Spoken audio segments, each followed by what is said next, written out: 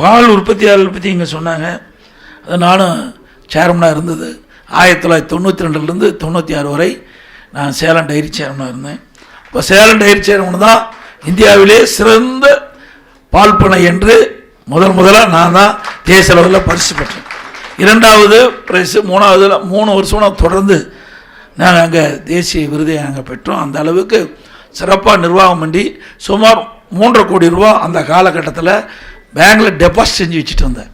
நான் சேர்மனாக இருக்கின்ற காலத்தில் இன்றைக்கு அந்த சேலம் பால் பண்ணை சிறப்பான முறையில் செயல்பட்டு சுமார் 3.50 கோடி நிதியை டெபாசிட்டாக வச்சுட்டு இருந்தோம் உடனுக்குடன்.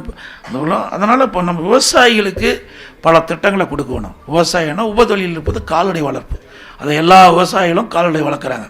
இந்த தொழில் சிறக்க வேண்டும். முதல்ல விவசாய தொழிலாளி நிறைய கறவை மாடுகள் வச்சுருக்காங்க. அவர்களுக்கு இரட்டிப்பு வருமானம் கிடைக்கும் என்பதற்காக நான் வெளிநாடு சென்ற பொழுது பஃபலோ பால் பண்ணைக்கு போனேன். அங்கே ஒரு பசு ஒரு நாளைக்கு 65 லிட்டர் பால் கொடுக்குது. அந்த ஒரு இடத்துல மட்டும் ஒரு நாளைக்கு 1,35,000 லிட்டர் பால் உற்பத்தி பண்ணுறாங்க. அதை நாங்கள் ஆய்வு செஞ்சோம். ஆய்வு செஞ்சு நம்முடைய விவசாயிகளுக்கும் விவசாய தொழிலுக்கும் இலவசமாக கலப்பின பசுக்களை நம்முடைய மாநிலத்து சீதோஷண நிலைக்கு தக்கவாறு அதை உருவாக்கி நம்முடைய விவசாயிகளுக்கு கொடுக்க வேண்டும் என்ற அடிப்படையில் 1000 கோடியில் 1020 ஏக்கராவில் என்னுடைய சேலம் மாவட்டம் கள்ளக்குறிச்சி மாவட்டத்துக்கு இடையில் அந்த திட்டத்தை செயல்படுத்தலாம் என்று அடிக்கல் நாட்டி அந்த பணி நிறைவு பெறுகின்ற பொழுது ஆட்சி மாற்றம் ஏற்பட்டு முதல் கட்டமாக நான் இருக்கின்ற பொழுது அங்கே கால்நடை மருத்துவக் கல்வி ஆராய்ச்சி நிலையத்தை துவங்கிட்டேன். இன்ன வரைக்கும் நான் போராடி போனாண்டு தான் நாங்கள் கொண்டு வந்த திட்டத்தை திறந்து வச்சாங்க. ஆனால் அந்த ஆராய்ச்சி நிலையத்தில் மட்டும் வந்திருந்தா கலப்பின பசுக்களை உருவாக்கி நம்முடைய பசு ஒரு நாளைக்கு 15 லிட்டர் பால் தான் கிடைக்குது.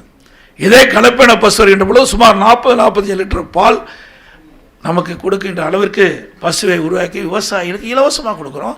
விவசாய தொழிலாளி கொடுக்கின்றமோ இரட்டிப்பு வருமானம் கிடைக்கும். நீங்கள் 3 பசு வளர்ப்பதில் 1 பசு வளர்த்தா போதும். இன்னைக்கு 2 பசு வளர்த்தாவே விவசாய குடும்பத்திற்கு அந்த வருமானம் நமக்கு மாதம் நமக்கு கிடைச்சிட்ருக்கோம். இந்த பேசிக்கில் தான் இன்றைக்கி 1000 கோடியில் அவ்வளோ பெரிய திட்டத்தை கொண்டாந்து அழகான கட்டடம்லாம் காட்சி தான் அளிக்கிற ஒழிய நான் நடைமுறைக்கு வரல.